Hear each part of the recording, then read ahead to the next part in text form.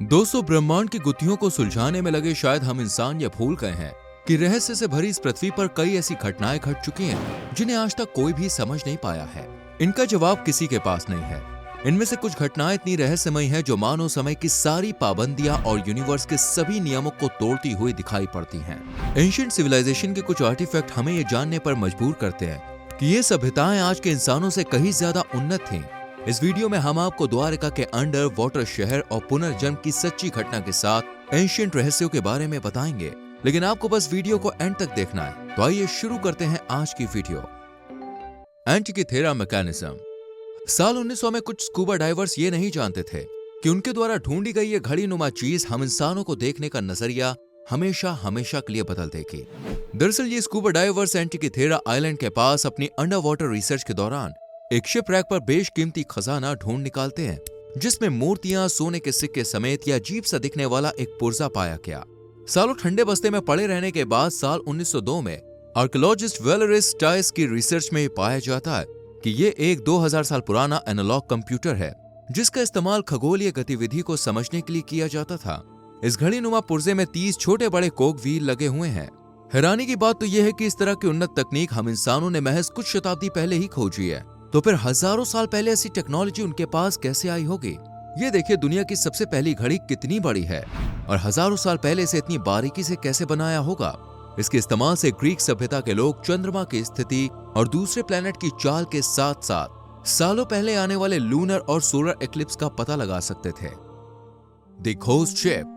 कप्तान मोरहाउस के लिए वो शाम बिल्कुल आम सी थी जब इन्होंने एक अनजान शिप को अपनी ओर आते हुए देखा, लेकिन वो हैरानी में पड़ गए जब सैकड़ों सिग्नल्स भेजने के बाद भी कोई जवाब नहीं आ रहा था। कैप्टन अपने क्रू के साथ उस शिप पर चढ़ जाता है, जहां वो पाते हैं कि शिप बिल्कुल खाली है, यानी कि ये एक घोस्ट शिप था।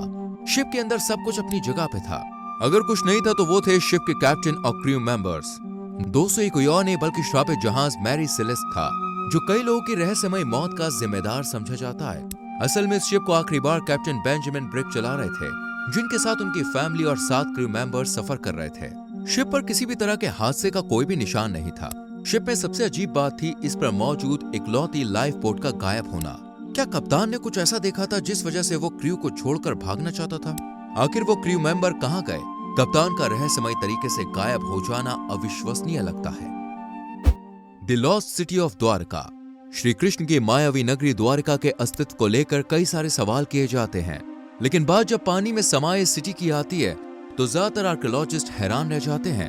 हिंदू माइथोलॉजी के अनुसार महाभारत एपिसोड के बाद श्री कृष्ण अपने जीवन के अंतिम दिनों में इस भव्य और बड़े ही खूबसूरत शहर में रहते थे, लेकिन माता गंधारी के श्राप के चलते कृष्ण की मृत्यु के बाद द्वारका नगरी पानी में समा गई। इस मिथिकल सिटी को खोजने की दौड़ में आर्कियोलॉजिकल सर्वे ऑफ इंडिया को पानी की गहराइयों में महाभारत टाइम के अवशेष मिलते हैं जो कई हजारों साल पुराने थे।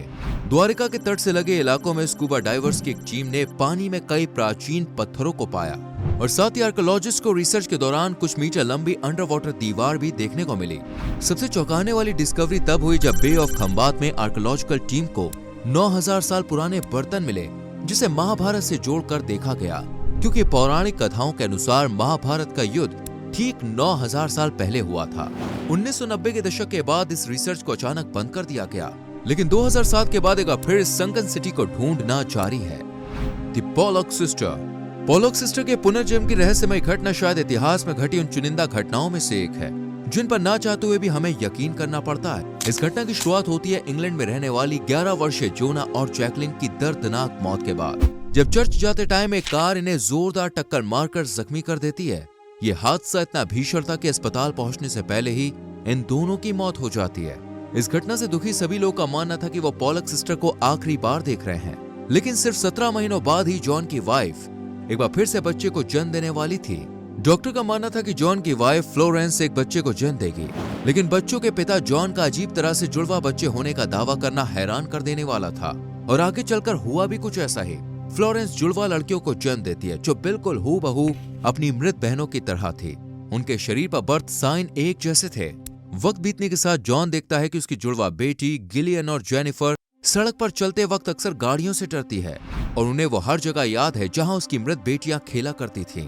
वो अक्सर घर में उन खिलौनों को उसी नाम से पुकारा करती थीं जिस तरह कभी उसकी बहनें पुकारा करती थीं। जॉन के नीचे से तो जमीन ही खिसक गई जब गिलियन और जेनिफर को अपना पुराना स्कूल याद था, जहां वो रोजाना जाया करते थे। पुनर्जन्म की ये सच्ची और रहस्यमयी घटना आज भी लोगों के रोंगटे खड़े कर देती है। Nazca lines. नाज़का लाइन्स के बारे में स्विस राइटर एनरिच वॉन का कहना था कि यह रहस्यमय चित्र जरूर उस समय के लोगों ने बाहरी सभ्यता से संपर्क करने के लिए बनाया होगा। पेरू देश के नाज़का टाउन में बनी इन जियोग्लिफिक्स को पहली बार हवाई यात्रा कर रहे लोगों ने देखा, जिसके बाद से ये रहस्यमय डिस्कवरी आज भी एक बड़ा सवाल है। इन लाइन्स को बेहद ही ऊंचाई से देखा जा सकता है। यहाँ ऊंचाई से देखने पर आपको 100 से ज्यादा जानवर, जियोमेट्रिकल और एस्ट्रोलॉजिकल लाइन और चित्र दिखेंगे।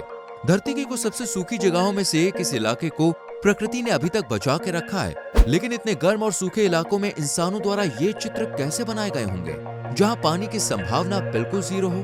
नाज़का सभ्यता के लोगों ने जमीन पर कैसे इतने बड़े बड़े जियोग्लिफ्स को बनाया होगा। इनमें मौजूद कुछ पट्टियां आज की हवाई पट्टियों की तरह नजर आती हैं, जिसे शायद ब्रह्मांड में मौजूद दूसरी दुनिया से आने वाले स्पेसक्राफ्ट के लिए तैयार किया गया होगा। कुछ अमेरिकन थ्योरिस्ट मानते हैं कि नाज़का सभ्यता के लोग उस समय उड़न खटोले बनाना सीख चुके थे, जिस वजह से वो इन्हें बना पाए, वरना बिना किसी एडवांस टेक्नोलॉजी के इन्हें कैसे बनाया गया होगा। एसएस ओरंगमैटन। एसएस ओरंगमैटन एक ऐसा रहस्यमय शिप था जो इस दुनिया में मौजूद था या नहीं, ये बात आज तक तय नहीं की जा सकी है। इस रहस्यमय जहाज को उस वक्त पता चला जब अमेरिकन कोस्ट गार्ड को एक SOS मैसेज मिलता है। ये मैसेज मुसीबत में फंसे उस एसएस ओरंगमैटन शिप के दुर्घटनाग्रस्त हो जाने पर आ रहा था, जो मलक्का स्ट्रेट में कहीं गुम था। इस मैसेज में शिप पर मौजूद क्रू मेंबर मदद की मांग करता है और सभी के मारे जाने की बात करता है। इस मैसेज के बाद अमेरिकन कोस्ट गार्ड इस शिप की मदद के लिए रवाना होते हैं और कई घंटों के बाद इस शिप को ढूंढ लिया जाता है। कई सारे सिग्नल्स भेजने के बाद रेस्क्यू टीम जब अंदर जाती है तो सभी क्रू मेंबर्स मारे जा चुके थे। शिप पर सबसे अजीब बात थी कि सभी मृत लोगों का आसमान की ओर मुंह था और सभी की आंखें और मुंह कुछ इस तरह खुले थे जैसे उन्होंने कुछ असाधारण चीज देखी हो। सभी का इस तरह से मरना एक बहुत बड़ा रहस्य था। इस शिप को आज से पहले किसी ने नहीं देखा था और न ही इसके कोई रिकॉर्ड मिले। एक्सीडेंट वाले दिन शिप में एक ब्लास्ट होता है और सारे सबूत इस शिप के संग उस गहरे पानी में समा जाते हैं। इस घटना ने इतनी सुर्खियां बटोरी कि लोगों ने इसको लेकर अपनी अपनी थ्योरीज दी। एक थ्योरी ये कहती है कि शिप में कुछ ऐसा था जिसे गवर्नमेंट छुपाना चाहती थी, जिस वजह से आज भी ये केस अनसॉल्व्ड है। दूसरी थ्योरी कहती है कि शुरुआत में रेडियो मैसेज के जरिए मेडिकल असिस्टेंस और वॉरशिप की मांग की गई थी, क्योंकि रेडियो सिग्नल पर बात कर रहा क्रू इस बात को कहता है कि शिप पर एक बड़ा अटैक हुआ है, जिस वजह से इन्हें एक वॉरशिप की जरूरत है। लेकिन सबसे डरा देने वाली थ्योरी थी कि शिप पर सभी कई घंटों पहले ही मारे जा चुके थे। तो रेडियो मैसेज पर बात कौन कर रहा था? आखिर कौन लगातार कोस्ट गार्ड से हेल्प मांग रहा था? Wow message. Ohio state university में काम करने वाले जेरी के लिए 15 अगस्त 1977 का दिन बिल्कुल आम दिनों के जैसा था।